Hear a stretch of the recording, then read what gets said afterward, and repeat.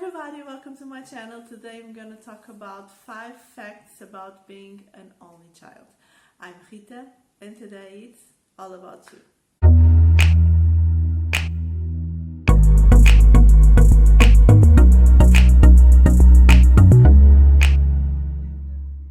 Often only child are called spoiled and selfish because they have all the attention for themselves from their family. This is not really accurate because of course there's always situations where an only child is ignored and suffers some kind of abuse from their parents. So usually children that have siblings and children that they don't, they are more or less the same. What happens is that the first, and this is the first fact about only children, is that usually the brain structure can be slightly different when they are growing up. And this is just because they have a higher achievement motivation, because they have this flexibility of thinking that make them be a little bit more motivated for the achievement of things. And usually this happens because of all the attention of the parents and all the motivation, the positive enforcement that the parents give them. Of course, this can happen too between siblings. This is not just a characteristic of only child, but it's the most common characteristic about the cognitive development of an only child. Because an only child has a much deeper parent support, or they feel this parent support in a much more deeper way, they tend to be much more independent, much more self-confident, and with a higher self-esteem. They also tend to develop skills like language, maturity, and adulthood behaviors much more early, because the main people around them are adults and not siblings or children, youngest or oldest than them. So this is the reason why usually only child is a little bit more mature and is a little bit more independent and has different behaviors than children with siblings. In the beginning of their social life, an older child can even struggle about the fitting in the group, but this soon will be gone, and they will have a social life exactly the same as a child that has siblings have. During toddler times, only child has all the control and the total control of their toys, which in this phase is the most important for each children. So they are able to reach childhood, and it's more likely that they can be more willing about sharing, because during the tough times of toddler that they really need that kind of control, they have that control about their toys. So saying that an only child is selfish is not really accurate, because for what I see commonly and much more often, is much more easy that a sibling has a much more difficulty sharing the toys and sharing in general, because they have to do it constantly at home. An only child, they don't have to share, so they just are much more willing, and they don't have the phase where they feel that they cannot control their own toys and their own things. And because they usually are very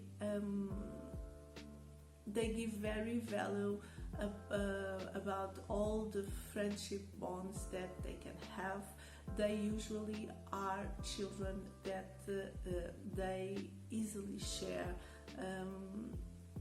anything that they need and they want to share. Only child have a big tendency or a bigger tendency to be an introvert personality, which means that they really need their own space and they really need to be with themselves, because they grow up learning how to be alone. They grow up how to play with themselves and enjoy that time by themselves. So most of the children that are only child, they really like, after a long day with school, with friends, with family, with all the socialization that it's normal in childhood, it's very common that this child needs to go home for their rooms and just to play with their toys and be with themselves, because this is a characteristic that they really have, and they really need to nurture themselves and to be with themselves after the social encounters. Only child are also this kind of personalities that don't really enjoy conflicts or violence or aggressiveness. Usually they are much more calmer and much more relaxed in their own ways and their own world. Of course, this creates another thing that can be a problem, which is depression, because an only child has a much higher risk of getting depressed somewhere during their own life. It doesn't mean that it has to be during childhood, but it can be during the growth in teenager times or even later in adulthood.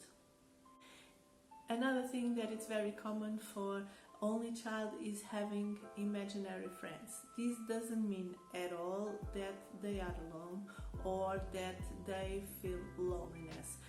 This just means that they are naturally practicing the social life that siblings have in a natural way. And another fact that makes only child have imaginary friends is that only child has a much more developed imaginary brain function, and this skill is really developed in only child. So creativity and imagination is really developed in an only child, and this is another reason why they sometimes have imaginary friends. An only child has a deep connection with their parents, and it's much more common that an only child has emotional dependence from their parents and from their family, that it's much more close. Of course, it's much more difficult for an only child to suppress some kind of feelings, especially when they have conflict at home, when they have abusive parents, when they are having this kind of violence and aggressiveness at home. So it's much more difficult for only child to just go and live through these kind of situations. The child has a much more deeper and connection bond with their parents, so they are much more emotional attached to them, which make them think about the parents and the grow old of the parents in a much more preoccupied way than kids with siblings. On the other way, they are the ones that suffer the most pressure from the parents. So they, during their grow, they have to deal with their parents' expectations, and they usually have feelings of responsibility toward the well-being of their own parents. Nowadays, in the world wide, 47% of families with children have only one child. This is a tendency, perhaps because of the social, economical and political environment where these families are living, but also because of much more developed role of the woman and a much more important ways of seeking a career that now both parents want, and having a child is just something that it will be in the second place, which is totally different from the 19th century and which is totally new for each society in the whole world. If it's true that an only child will never know the feeling about having a sibling, they can try to replicate these kind of feelings when they choose friends or any other family members that they are really close to them. But the truth is, this bond that usually siblings have, it's impossible that anybody can really imitate. So you can have a person that you will call a brother or a sister, but this will never be the exactly bond like you really have with a sibling.